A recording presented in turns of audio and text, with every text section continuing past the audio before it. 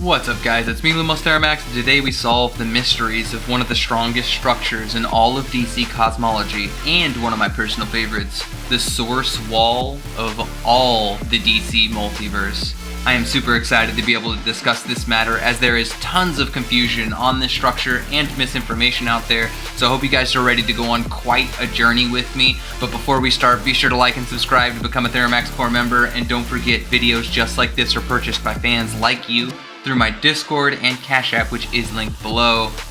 But with no further ado, let's get into the video. What exactly is the source wall? The source wall is an ageless and inscrutable pan-dimensional barrier locking away our multiverse from the overvoid and the greater omniverse beyond. The source wall is considered the barrier to the ultimate power and is the limit to thought and matter.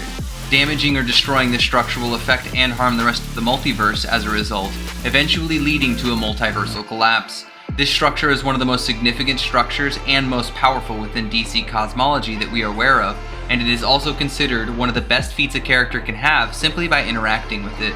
Why is interacting with the source wall important? Because anybody and anything that touches the wall has it infect them and cover them in the same material the wall is made out of, leaving them in a catatonic state. If you believe Black Hand, the Black Lantern, these people are definitely dead. But he is insane.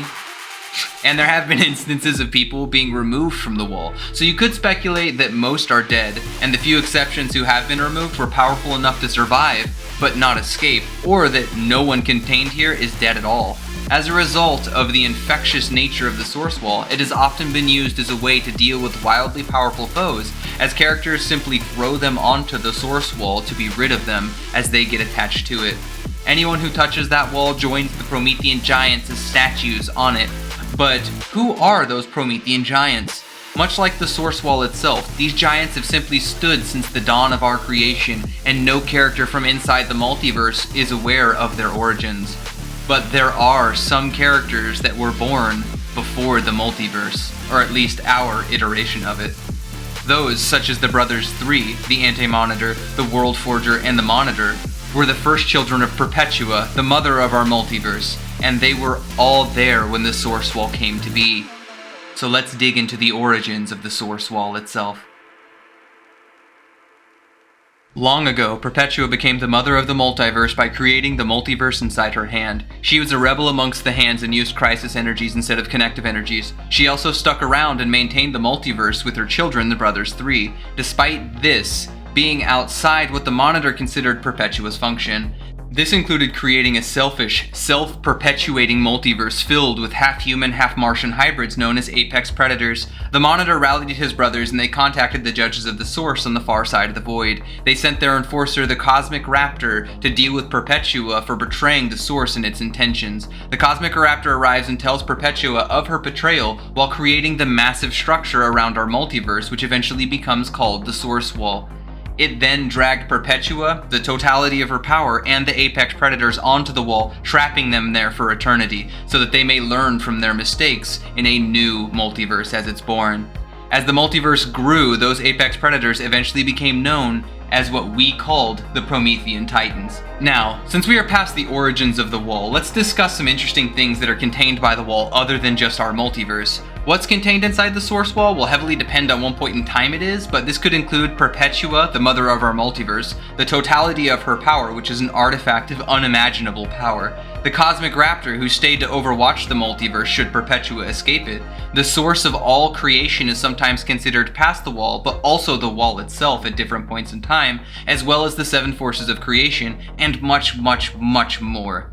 Many characters throughout history have been stuck to the wall, and here are some of the notable figures who've been stuck to the wall. Ligia, a trickster, Eve, an old god, Yuga Khan, the father of Darkseid and Highfather, the leader of New Genesis, Darkseid, Sivia, a shadow elemental, Ares, Arzaz and the Nameless One, Superman, Gog, or at least his head, Superboy Prime was trapped there by Superboy and Supergirl, Relic, the prior universe's ultimate scientist, and the Black Hand, or the emotional entity of death for the Black Lantern Corps, as well as Hal Jordan during Future's End.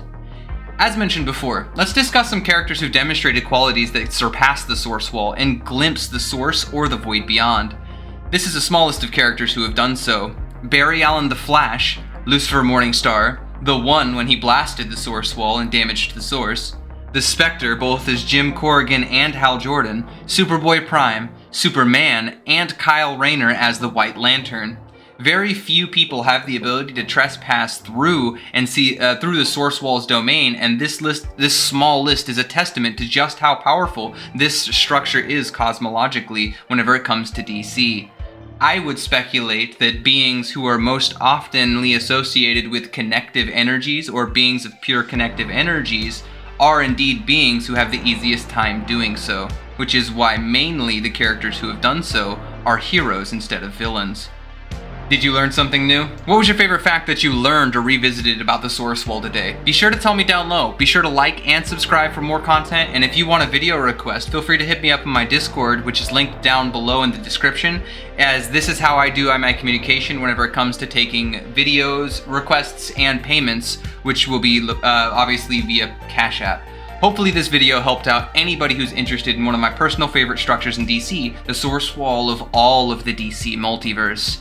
I guess if that's absolutely everything I got this time, we'll see you next time, Lanterns. Later.